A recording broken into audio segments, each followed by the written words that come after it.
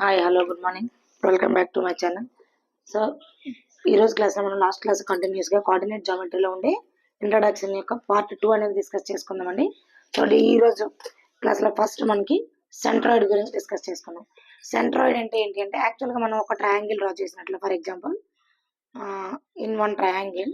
So draw 3 medians, మతలబ్ 3 సైడ్స్కి ఒక మీడియన్స్ మనం డ్రా చేసుకుందాం. సో ఈ 3 సైడ్స్ యొక్క మీడియన్స్ అనేవి మనకి ట్రయాంగిల్లో ఒక పాయింట్ దగ్గర ఇంటర్సెక్ట్ అనేవి చేయడం జరుగుతుంది కదండి. సో ఈ యొక్క ఇంటర్సెక్ట్ పాయింట్ని మనం ఏమంటామంటే సెంట్రాయిడ్ అంటాం అనమాట. In a triangle draw 3 medians are intersect at one point. The point is called as centroid. Okay, so సెంట్రాయిడ్కి వచ్చేసరికి ఫార్ములా ఏంటి అంటే మనకి so m of xy equal to simple అండి, ఇది x1 plus x2 plus x3 by 3 y1 plus y2 plus y3 by 3. So ఇది మనకి centroid యొక్క ఫార్ములా అండి. So x1 plus x2 plus ఇందులో ఏంటంటే మనకి 3 కోఆర్డినేట్స్ ఉంటాయి, ఏబిసి. సో ఈ 3 కోఆర్డినేట్స్ ఉంటాయి కాబట్టి మనకి ఇది యాక్చువల్గా ఇక్కడ ఒక ఆబ్జెక్టివ్ కూడా వస్తుంది మీకు. అదేంటి అంటే ట్రయాంగిల్లో మనకి మీడియన్ అనేది ఇప్పుడు కూడా 2:1 రేషియోలో అనేది డివైడ్ చేయడం జరుగుతుంది. దీన్ని మనం ఒకవేళ సెంట్రాయిడ్ సెక్షన్ ఫార్ములాలో కానీ మనం సబ్స్టిట్యూట్ చేసినట్లయితే మనకి దీని యొక్క వాల్యూ అనేది రావడం జరుగుతుంది. Next mid point. So next one is mid point. So mid point అంటే ఏంటంటే ఫర్ ఎగ్జాంపుల్ ఒక లైన్ తీసుకుందాం. సో ఏ, ఇది బి, ఇది ఏబి అయింది అనుకుందాం.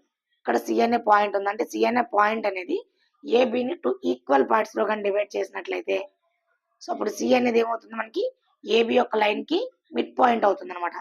సో ఇక్కడ x1 y1, x2 y2, ఇది xy తీసుకున్నాం. సో ఈ ఏబికి సి అనేది మిడ్ పాయింట్ కదండి. సో ఈ మిడ్ పాయింట్ అనేది ఎలాగ ఉంటుంది అంటే మనకి సో మిడ్ పాయింట్ సమ్ సి కదా ఇక్కడ తీసుకున్నాం మనం. C of xy equal to x1 plus x2 by 2 y1 plus y2 by 2. So ఇవి ఎలా చెప్తున్నామంటే ఇవన్నీ కూడా మనకి ఏంటంటే సెక్షన్ ఫార్ములాలో కానీ దీని యొక్క రేషియో ఎంత అవుతుందండి 1:1. సో 1:1 రేషియోలో కానీ అందులో సబ్స్టిట్యూట్ చేసినట్లయితే మనకి వాల్యూస్ అనేవి రావడం జరుగుతుంది. ఇన్ కేసు మీకు ఎక్స్ప్లెనేషన్ డీప్గా కావాలనుకుంటే మీకు వేరే వీడియోలో ఉంది, చెక్ చేసుకోవచ్చు. లేదు అనుకుంటే మీరు ట్రై చేసినా కూడా ఓకే.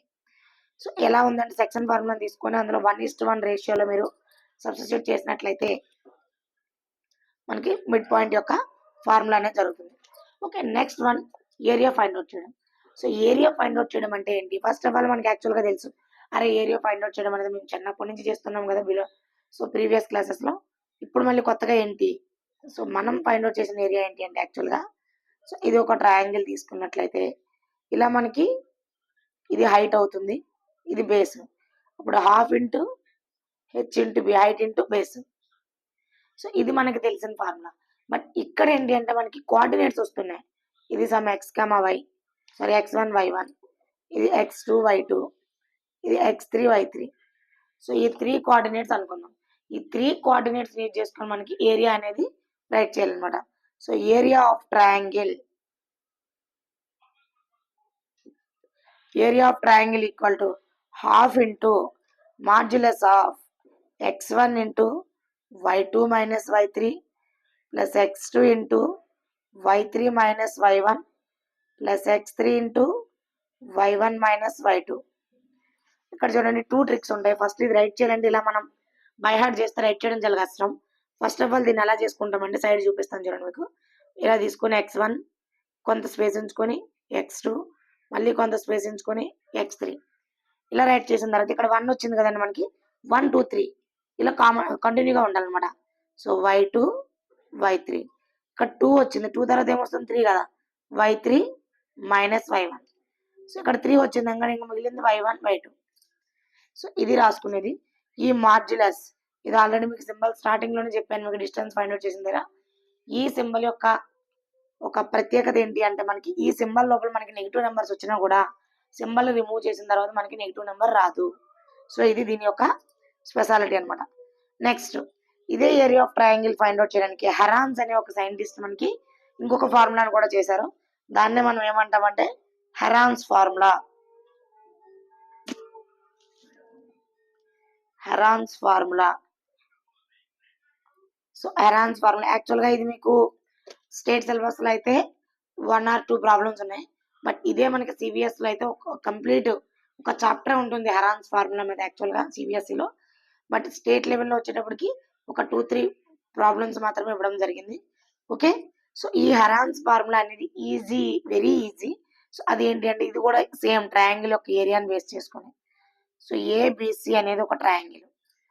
సో ఏబిసి అనేది ఒక ట్రయాంగిల్ అయితే ఫస్ట్ ఆఫ్ ఆల్ మనకి ఇక్కడ ఏంటి అంటే ఇది x1y1, ఇది common, x2y2, x3y3. Okay, so వీటిని యూజ్ చేసుకుని హెరాన్స్ ఫార్ములా ఎలా చేస్తాము అంటే Heron's formula area A equal to under root S into S minus A into S minus B into S minus C. Okay, formula అయితే చెప్పాను. A B C మీకు ఇక్కడ నేను క్యాపిటల్ లెటర్స్ రైట్ చేశాను. సో ఫార్ములాలో వచ్చేటప్పటికి స్మాల్ లెటర్స్ రైట్ చేశాను. అంటే ఇక్కడ ఏమవుతుంది, ఇక్కడ క్యాపిటల్ ఉంది, ఇక్కడ స్మాల్ ఉంది, ఎలా తీసుకోవాలి? సో ఏమి లేదు, మనకి ఫస్ట్ ఆఫ్ ఆల్ ఏకి ఆపోజిట్ ఉండే సైడ్ స్మాల్ ఏ అవుతుంది, బికి ఆపోజిట్ ఉండే సైడ్ స్మాల్ బి అవుతుంది, సి కార్నర్కి ఆపోజిట్ ఉండే సైడ్ సి అవుతుంది, small C.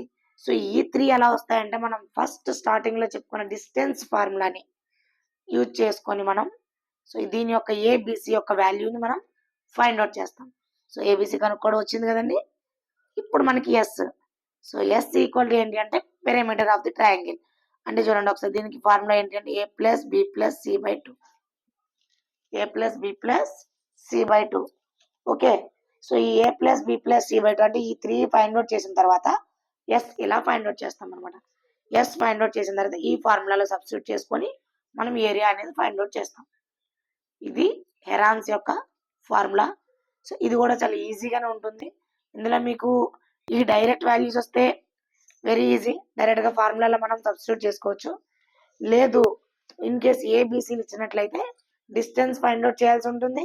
At the same time remaining formula అంతా కూడా యూజ్ చేసుకొని నెక్స్ట్ టైం చేయాల్సి ఉంటుంది. Okay, so last problem in this chapter slope. ఇది 2 మార్క్స్ కోసం వెరీ వెరీ ఇంపార్టెంట్. లేదు 2 మార్క్స్లో ఇవ్వకపోతే ఆబ్జెక్ట్ 2లో కంపల్సరీగా ఇస్తారు స్లోప్ గురించి. స్లోప్ అంటే మీకు తెలిసిందే కదా, ఎలా వస్తుంది కదా మనకి, అలా స్లోప్ ఫార్ములా. సో దీనికి ఏంటి అంటే వెరీ ఈజీ స్లోప్ ఫార్ములా.